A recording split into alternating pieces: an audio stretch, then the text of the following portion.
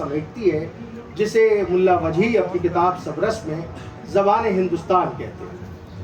لفظ اردو بابر کے ساتھ ہندوستان آیا اور اس کا مطلب اس وقت کیمپ ترکی لفظ اردو سے انگریزی لفظ بورڈ بن کے آیا۔ اس زمانے میں رائل کیمپ کو اردو شاہی کہا جاتا تھا، اس کا زبان اردو سے کوئی تعلق نہیں تھا۔ پہلی بار لفظ اردو کو شعر میں مصحفی نے استعمال کیا 1785 میں 1785 میں، لیکن اس شعر میں بھی لفظ اردو کا استعمال قلعے اور اس سے لگے ہوئے علاقے کے معنی میں ہے۔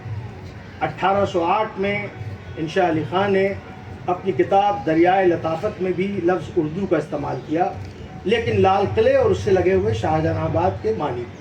وہ لکھتے ہیں کہ زبان اردو مشتمل است بر چند زبان دیگر عربی و فارسی و ترکی و برج وغیرہ، یعنی شاہی دربار کی زبان مشتمل ہے ترکی، عربی، فارسی، برج اور دیگر زبانوں کے اوپر۔ اسی کے کچھ عرصے بعد عطا حسین تحسین اپنی کتاب نو طرز مرصع میں زبان کے لیے ایک فقرہ استعمال کرتے ہیں، اردو معلّہ۔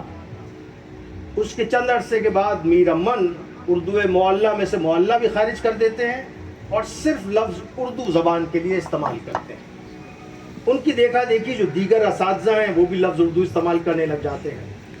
مورخین اور نقاد یہ بتاتے ہیں کہ شاید لال قلعے اور اس سے لگے شاہجہاں آباد میں جو ہندوی لہجہ بولا جاتا تھا اس کو باقی ہندوی لہجے کے مقابل معیاری رتبہ حاصل تھا، بالکل ویسے ہی جیسے انگریزی میں کنگز یا کوئنز انگلش کو حاصل ہوتا ہے۔ تو دلی والوں نے اپنی زبان کو مختلف دکھانے کے لیے اسے اردو کہنا شروع کر دیا۔ دلی والوں کی عقل ہمیشہ الگ تھی، ہر زمانے میں باقی لوگ ہندوی کہہ رہے ہیں تو ہم اس کو اردو بولیں گے، تو اس کو اردو کہنا شروع کر دیا۔ لیکن زبان اردو کو اردو کہنے کا چلن بہت دیر میں آیا، یہاں تک کہ جب غالب کے خطوط شائع ہوئے تو ان کا عنوان تھا عود ہندی۔ مغل سلطنت ٹوٹ جانے سے جو خلا پیدا ہوئی اسے ریختہ پر کرنے کے لیے اپنے پر تولنے لگا۔ 18ویں صدی میں اب آ رہا ہے، تھوڑا مزیدار حصہ آ رہا ہے، آپ لوگ پریشان نہ ہو۔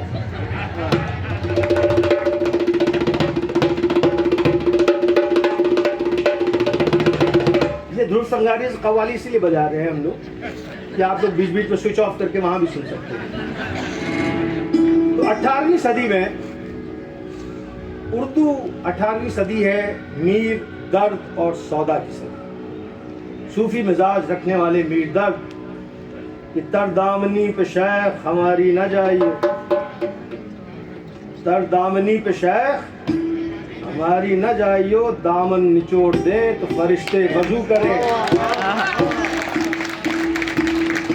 امیر درد کہتے ہیں کہ وائے نادانی وقت مرگ یہ ثابت ہوا، موت کے وقت یہ ثابت ہوا، وائے نادانی وقت مرگ یہ ثابت ہوا، خواب تھا جو کچھ کے دیکھا، جو سنا افسانہ تھا۔ اور قصیدے کو نئے رنگ دینے والے شاعر سودا گل پھینکے ہے اوروں کی طرف، بلکہ ثمر بھی، ثمر کہتے ہیں پھل کو، گل پھینکے ہے اوروں کی طرف بلکہ ثمر بھی، اے خانہ بر انداز چمن کچھ تو ادھر بھی۔ اور جب یار نے اٹھا کر زلفوں کے بال باندھے، تب میں نے اپنے دل میں لاکھوں خیال باندھے۔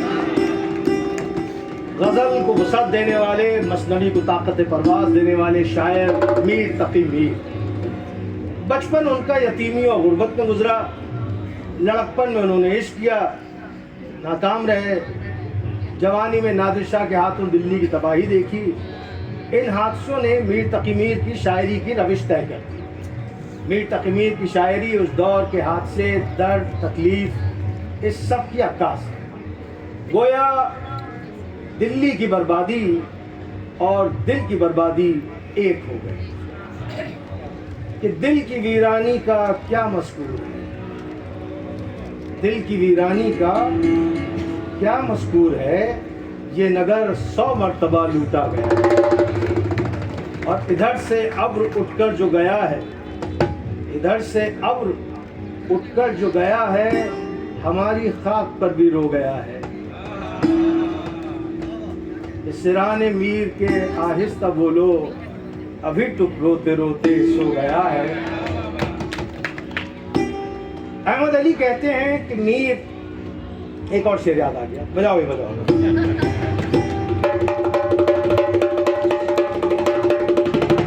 یہ دلی والوں کے لیے خاص کر، شام ہی سے بجھا سا رہتا ہے، دل ہوا ہے چراغ مفلس۔ احمد علی کہتے ہیں کہ میر تقی میر ایک عظیم رومانٹک شاعر تھے۔ اپنے ہم عصروں William black, Wordsworth, کولریج، cats, Shelley کی طرح نہ صرف اپنے تخیل کے معیار کو بلند رکھتے تھے، بلکہ ظاہری چیزوں کے پس منظر جو احساسات تھے انہیں اپنی شاعری میں قید کر لیا کرتے تھے کہ مت سہل ہمیں جانو پھرتا ہے فلک برسوں، مت سہل ہمیں جانو پھرتا ہے فلک برسوں، تب خواب کے پردے سے انسان نکلتے۔ کہتے ہیں کہ میر ان نیم باز آنکھوں میں ساری مستی شراب کی سی ہے، نازکی ان کے لبوں کی کیا کہیے، پنکھڑی ایک گلاب کی سی ہے۔ اور کہتے ہیں کہ مصائب اور تھے پر دل کا جانا، دیکھو یہاں چوٹ لگی ہے کسی ایک آدمی، مصائب اور تھے پر دل کا جانا، عجب ایک سانحہ سا ہو گیا ہے۔ اور ان آئینہ روحوں کے کیا میر بھی عاشق ہیں؟ جب گھر سے نکلتے ہیں حیران نکلتے ہیں۔ فراق گورکھپوری کہتے ہیں کہ میر ہندوستانی تہذیب اور تمدن کا پورا ایک جامعہ ہے۔ ایسا کیا ہے جو میر کے شعر میں پنہا نہیں ہے کہ ہم آپ ہی کو اپنا مقصود جانتے ہیں، ہم آپ ہی کو اپنا مقصود جانتے ہیں، اپنے سوائے کس کو موجود جانتے ہیں۔ یہ آفاق کی منزل سے گیا کون سلامت، آفاق کی منزل سے گیا کون سلامت، اسباب لٹا راہ میں یہاں ہر سفری کا، نہ مل میر اب کے امیروں سے تو، یہ آپ لوگوں کے لیے ہے خاص کر، ہاں سمجھ لیجیے ہر چیز کا ریٹ بڑھ رہا ہے۔ نہ مل میر اب کے امیروں سے تو، ہوئے ہیں فقیر ان کی دولت سے ہم۔ وہ کہتے ہیں کہ جائے ہے جی نجات کے غم میں، جائے ہے جی نجات کے غم میں، ایسی جنت گئی جہنم میں۔ کہ اب تو جاتے ہیں بتکدے سے میر، اب تو جاتے ہیں بتکدے سے میر، پھر ملیں گے اگر خدا لایا۔ کہ میر کے دین و مذہب کو اب پوچھتے کیا ہو، ان نے تو کشکا کھینچا دیر میں بیٹھا، کب کا ترک اسلام کیا۔ اردو کی مرکزی شاعری کے بیچ میں کچھ چھوٹے چھوٹے بھی چشمے ہیں، جیسے ظافر جٹلی اور نذیر اکبر آبادی۔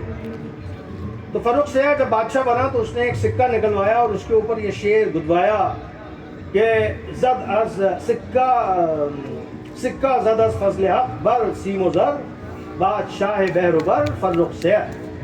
فضل حق سے سکہ چاندی اور سونے کا جاری ہوا، خوش قسمت ہے وہ بادشاہ جو پانی اور زمین دونوں پہ حکومت کر رہا۔ تو یہ سکہ دیکھ کر جعفر جٹلی نے ایک طنزیہ شعر کسا کہ سکہ زد بر گندم و موٹ مٹر، بادشاہ تسمکش فرخ سیاح۔ کہ سکہ فضل سے نکلا گیہوں موٹ اور مٹر کا، فرخ سیاح خچر کا تسمہ کھینچنے والا نکلا۔ انجام اس کا یہ ہوا کہ فرخ سیاح نے پہلے ہی سال میں جعفر جٹلی کو قتل کروا دیا۔ تو جعفر جٹلی غالباً اردو شاعری کا پہلا شاعر ہے جو آزادی خیال کے لیے اپنی جان گنوا بیٹھا۔ نذیر اکبر آبادی آگرے میں رہتے تھے، معمولی چیزوں میں روحانیت دیکھتے تھے، عام سہل زبان میں شاعری کرتے تھے۔ ایس ڈبلیو فیلن کے مطابق نذیر واحد ایک ہندوستانی شاعر ہے جس کی شاعری جو ہے وہ یوروپین شاعری کے معیار کے مطابق درست بیٹھتی۔